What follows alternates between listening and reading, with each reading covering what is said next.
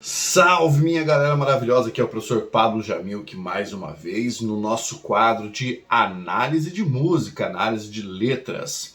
Bem, como você sabe, eventualmente eu posto aqui análise de algumas canções, certo? Eu costumo analisar principalmente artistas brasileiros, porque eu acredito que nós, de certa maneira, devamos prestar essa homenagem aos artistas brasileiros. Hoje, a análise é um pouquinho diferente, vocês que acompanham o canal vão perceber que eu vou falar de outro tipo de música, mas eu continuo aqui, firme na minha ideia de analisar artistas brasileiros. Na realidade, hoje eu vou analisar uma canção de um grupo, de uma banda que marcou demais a minha história como músico, como fã de heavy metal e fundamentalmente como brasileiro. Vou analisar uma canção do Angra, na minha opinião, em uma de suas melhores formas. Quando eu digo uma de suas melhores formas, quer dizer com a formação, com os músicos ali e com um trabalho muito coeso. Eu vou analisar hoje uma canção que está no álbum Hunters and Prey e que, cara, é o meu sonho conseguir ainda em algum momento, em algum show, performar essa música ao vivo, porque é a minha música predileta do Angra. Você vai achar estranho, você vai falar assim, Pablo, mas todo mundo que é fã do Angra gosta mais de Carry On, ou Nothing to Say, ou, sei lá, Rebirth, ou alguma coisa tipo Temple of Hate. Eu amo Temple of Hate também, mas a minha favorita é uma música que se chama Eyes of Christ. Eu adoro essa música. Então a letra está em língua inglesa, tá? E eu vou fazer uma tradução para poder explicar um pouco da letra, porque a análise é sensacional. A composição, pelo que eu identifiquei aqui na pesquisa que eu fiz, é do Rafael Bittencourt e do Kiko Loureiro. Então, assim, é uma canção fabulosa, fabulosa. A interpretação vocal é do Edu Falaschi, né? Um dos grandes vocalistas aí de todos os tempos, quando nós consideramos o heavy metal nacional. Bem, vamos aqui à análise. Ó, como vocês sabem, eu pego sempre a letra aqui, faço todos os meus apontamentos e agora eu vou explicar um pouquinho do contexto dessa letra. Ela é uma letra extremamente reflexiva e que fala muito sobre a hipocrisia humana, sobre desigualdade, sobre você enxergar um pouco de bem dentro do mal, um pouco do mal dentro do bem. E na realidade ela é uma música que, se nós fôssemos colocar dentro de uma periodização literária, por exemplo, ela teria um modo de ser barroco, tá? Ela estaria na estética barroca. Eu acredito que essa letra seja do Rafael Bittencourt. Eu gosto muito das letras que ele escreve, porque é um letrista de mão cheia. É um compositor de mão cheia, mas um letrista fundamentalmente. Essa é uma canção que começa apresentando pelo eu lírico dois pontos de vista. E ele vai caminhar nessas dualidades ao longo do texto. Por isso que é barroco, porque apresenta muitas dualidades. Está em inglês, eu vou traduzir para você, a minha tradução livre aqui, correto? E é claro, eu recomendo severamente que você escute essa música, principalmente antes de acompanhar aqui a minha interpretação. Vamos lá. Então, na primeira estrofe você tem Damien, uma criança pobre, foi criada na sarjeta, cavando latas de lixo, procurando em latas de lixo para matar a fome. Então esse é o primeiro lado de uma história, ele vai narrar histórias para nós. Daí ele diz depois, quando a sua boca está tão cheia de promessas, tudo que eu vejo é uma mão vazia. Então aqui ele está trabalhando com um lado a escassez, a pobreza, e do outro lado a hipocrisia. Muita gente que promete, que diz que vai fazer coisas, que vai mudar o mundo, que vai ser mais justo, que vai ajudar os pobres, mas tudo que ele vê é uma mão vazia. A boca está cheia de promessas, mas as mãos estão vazias. E aí vem uma frase, que é uma frase, a parte de reflexão entre as estrofes, né? Ele diz, o mundo até pode, mudar ou girar, mas algumas coisas nunca mudam. E aqui ele está falando do comportamento humano, pelo menos aparentemente, parece ser que ele fala do comportamento humano. O mundo muda, mas as pessoas parecem que são as mesmas, parece que elas nunca mudam. Aí vamos agora para o segundo lado, a oposição, né? Uma princesinha suburbana com uma vida dentro de jaulas, né, de celas, usando diamantes em torno do pescoço. E aqui ele contrapõe a primeira parte, que é o menino que caça comida na lata de lixo.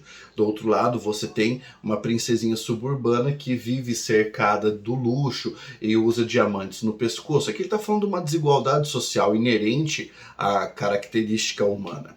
E aí vem outra parte muito interessante aqui. Eu sei, as Bíblias estão cheias de palavras justas, mas nada vale mais do que aquilo com que você se preocupa, do que aquilo que importa para você. Então aqui ele fala sobre o egoísmo e sobre a hipocrisia.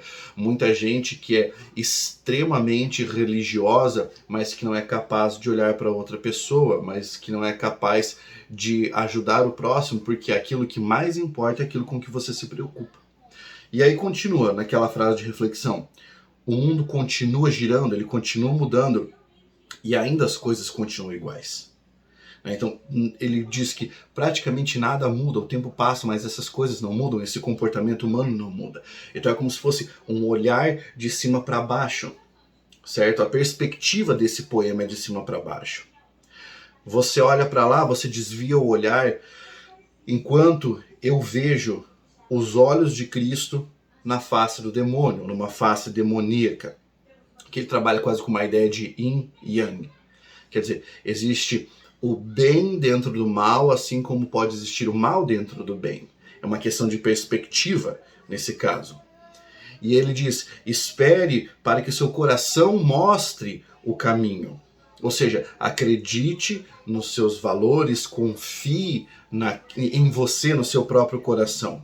Né? Aqui vem uma frase que para mim é muito misteriosa, mas eu faço uma interpretação curiosa dela. Turn your old mind from flesh to clay.